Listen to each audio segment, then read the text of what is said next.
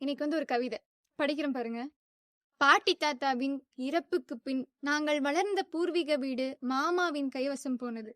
மாநகரத்தின் எந்திர சுழற்சியில் வாழும் மாமாவுக்கு கிராமத்தின் பூர்வீக வீட்டை பராமரிக்க நேரமில்லை என்பதால் சில மாத காலமாய் பூர்வீக வீடு பூட்டிய நிலையிலேயே கிடந்தது.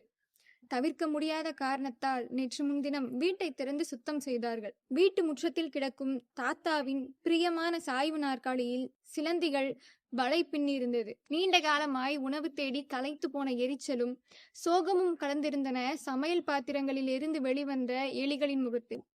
வசந்தம் மற்றும் துக்க நிகழ்வுகளை எதிர்கொள்ள பாட்டி பயன்படுத்திய பூஜை அறைதனில் நான் கவனித்த பொழுது எல்லாவற்றையும் பார்த்தபடி சிரித்து கொண்டிருக்கிறார்கள் தாத்தாவும் பாட்டியும் தூசி படிந்த போட்டோவில். இப்போ எப்படி சொல்றது, அந்த பாட்டி தாத்தா அவங்கலாம் வந்து உயிரோட இருக்கிற வரைக்கும் தான் வந்து அது பாட்டி வீடு. அவங்க இறந்துட்டாங்க இல்ல, அதுக்கப்புறம் அவங்க இல்ல அப்படின்னா அது வந்து மாமா வீடு. அதுலனா வந்து யாருக்காவது ஒருத்தருக்கு சொந்தமா ஆகிரும். அந்த இடம் வந்து பொதுவானதா இருக்குது. அப்ப வந்து நம்மளால வந்து அந்த இடத்துல முன்ன மாதிரி இருக்க முடியாது. யதார்த்தமா அந்த இடத்துல இருக்கவே முடியாது. அந்த ஒரு எண்ணமும் வராது. அவங்க இருக்கும்போது நம்மளுக்கு தெரியாது.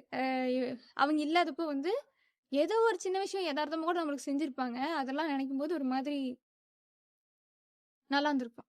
இந்த புத்தகத்துல வந்து நான் ஏற்கனவே ஒரு கவிதை போட்டிருப்பேன்னு நினைக்கிறேன். தாக்குதலுக்கு உள்ளாக்கப்பட்டனர் தலைநகரில் விவசாயிகள், முக்கிய செய்திகளில் நடிகைக்கு சுகப்பிரசவத்தில் பெண் குழந்தை அப்படிங்கிற மாதிரி ஏதோ ஒரு இதை சொல்லி அது வந்து தனியாவே ஒரு போஸ்ட் போட்டிருப்பேன். வழக்கமா படிக்கிற மாதிரி இந்த காதல் கவிதை, தோல்வி கவிதைகள் அப்படி மோட்டிவேஷனல் பண்ற மாதிரி அதே படிச்சு படிச்சு அது அதே வழக்கமானது. அதாவது நம்ம ஊர்லயும் நம்மள சுத்தி இருக்கிற பிரச்சனைகள் எல்லாம் வந்து நம்ம மண்டையில தட்டி சொல்ற மாதிரி இது மாதிரி நடந்துட்டு இருக்கு அப்படின்னு சொல்ற மாதிரியும் நல்லா தெரிவிக்கிற மாதிரியும் கவிதை வடிவில் வந்து இந்த புத்தகத்தோட எழுத்தாளர் வந்து சொல்லியிருப்பாங்க. இந்த புத்தகத்தோட பேர் வந்து என்ன அப்படின்னா மலர தொடங்கும் பூச்சரங்கள். எழுதியவர் பேர் வந்து சா சமீமா சிரின்.